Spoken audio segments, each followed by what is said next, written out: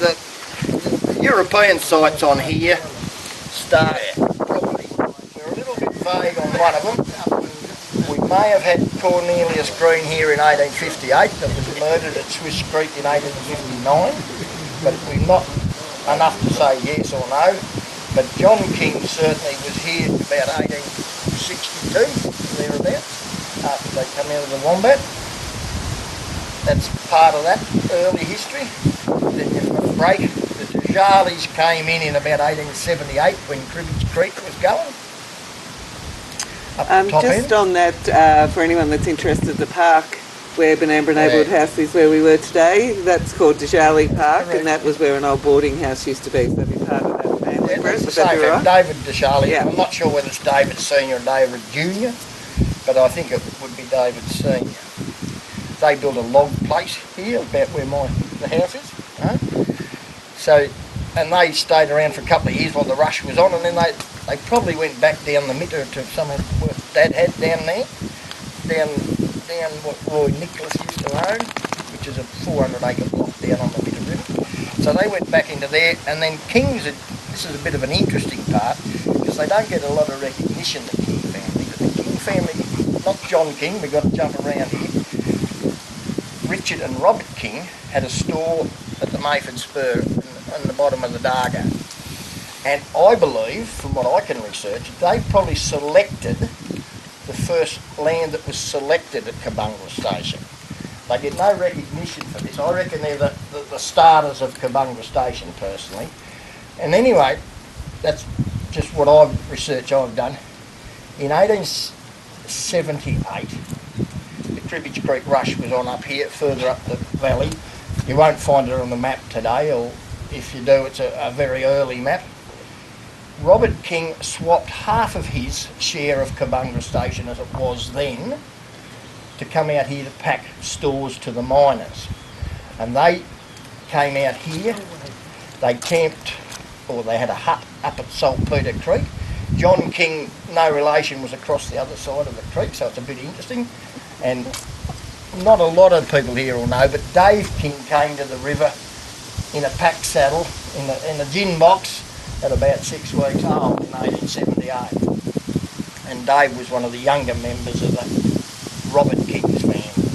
I got you all got lost here. King's Mountain and then King's Yeah. So that's sort of the early start of the King family, and then of course we went into the reef mining further up the river. So this became a store, a hotel, and a central point. When we get up to the house, hopefully later, the slate work is still out on the edge of the veranda of my house. So I cut a little bit off, but I've left most of it where it should be. And that was part of the link between the King's house and the store and their accommodation section out the back. That accommodation section was pit sawn timber, and I think Dave was on the pit saw for that. One of the people was a young man, and that was probably built prior to 1890. Where do we go from there? By the time Mrs. King passes away, hang on, I've got to jump around a bit here. Bob King gets asked to leave about 1900. He goes back to Kabungra, to his brother. His brother sells out to Dick Regal from down at Gippsland, and they go and buy 6 houses in Carlton. I can't remember the name of the street just now. And they lived in the 6th house and they rented the other 5 out. Bob King Sr. dies in 1916 or thereabouts. Mrs. King stays here with probably our eldest, no, I won't say it's our eldest son, but the one that was still here was Richard. And they had leases around the place, and they ran cattle as well as still had mining industry up until that time. And the mining was starting to even wane probably about 1905. Just recently we've had a real treasure trove come back to me through Pauline Conley. And that was the ledger book from 1894 for the King's Hotel, 1894 to about 1913 or 14, has just turned up. So I got on the trail of it about 35, 40 years ago, and I didn't get there, and then more recently, Pauline had it given to her, and she's given it to me. So Do we know how Pauline got it? yeah, I can tell you the story, but I think we're going to fill you with too much information. I can tell you, there was a lady by the name. You've got to get me now. Mary Kelverley. Mary Kelverley was Alec Mackenzie Senior's daughter. Alec Mackenzie was half brother to the Kings. He was raised here as a 9-year-old when they came through. Jim Kelverley worked for Bob Anderson at Benamba. Mary and Jim Kelverley lived down in Mornington. Somehow I got that. This is when I was a bit younger. I got the information, and I got talking to her on the phone, and I got an interview, and she said, "Oh, I've got King's Hotel ledger book here," she said. Wrapped, because I've always been a history nut. So I very smartly made some arrangements to get down there, and I got down there and I got whitewashed. She said, "Oh, no, I can't find it." And anyway, someone's turned it into a cookbook. I thought, yeah, right, okay. It wasn't going anywhere, and I left it alone, and then a few years later, Jeff Mackenzie, no relation, but he was a friend of the Kelverleys. I said, when Mary goes, if you're there, have a look around. Never heard back from Jeff. Jeff passed over the rise. Next thing you know, Pauline and I and Christine are sitting in at the last winter, sitting in at the hall for the kids for the movies. And somehow or another we got talking about this ledger book. And the ledger book that Pauline had was from Keith Mackenzie, the store. And I said, well, the one I've got's been turned into a cookbook. And Same one. and then Pauline went home and had a look, didn't you? Yeah, same one. And it blew me away because we went round to visit Pauline and had a look at it.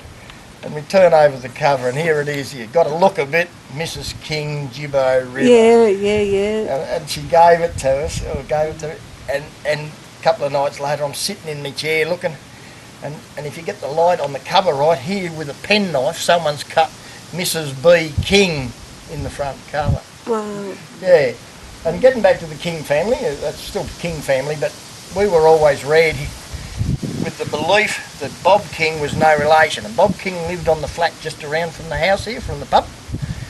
He was their brother, but he ran away on a wife and 4 kids about 1900, so they actually disowned him.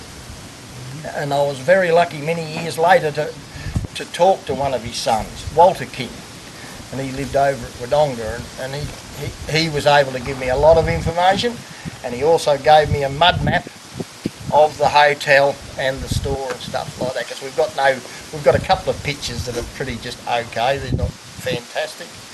So yeah, so the King family had it right up until 1940, and my grandfather bought it, and grandmother, and it's been in the family since then. Yeah. Brett, is that the Dave King that was in Carlisle's? That's it, yeah, Yes, that's what yeah, you're talking of, yeah. Yeah, I met him as a 10 or a 12-year-old, vaguely. Well, he was related to the Penderscourt, Yeah. isn't He he? married Bub Jack's Sister, was it? I've just got to think of it for you now. I think it has to be that way. Have to be. What it actually... No, that's a funny one. No, that's not right. He married one of Neil's from Maringo, and their daughter married Bub Jack. So Sheila is a direct descendant. Yeah, that's how it fits together as I understand it. Yeah, that's how it comes together. Eva King, if I've got it right. Yeah, Eva, was it? Eva. No, I might be wrong on that one, but Excuse me, Brett, for 2 seconds. Can you help Trudy like that so we can... that's what that green thing is up the top for. Oh, you got the one there.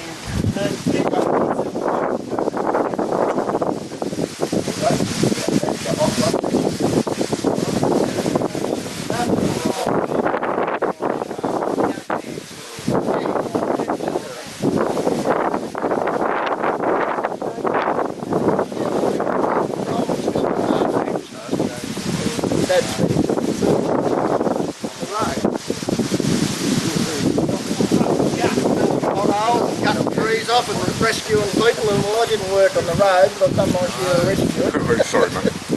Okay, I hope you taping all this, so you Graham. Throw it back at me. So anyway, any questions? Because that's it. We sort of on the family between years and things. But with Dad's help, I was fortunate enough when I was about a 10-year-old to meet Dave King at the Hinnamungy races. He used to heavily come up even in his 90s because he didn't leave until he was well into his 80s and went to Clifton. But he used to come up. Someone would have brought him up to the race. Yeah. So there you go, a little bit of history. Thank you very much. Thank you, Brett. Thank you, Brett. And I've got this all written down.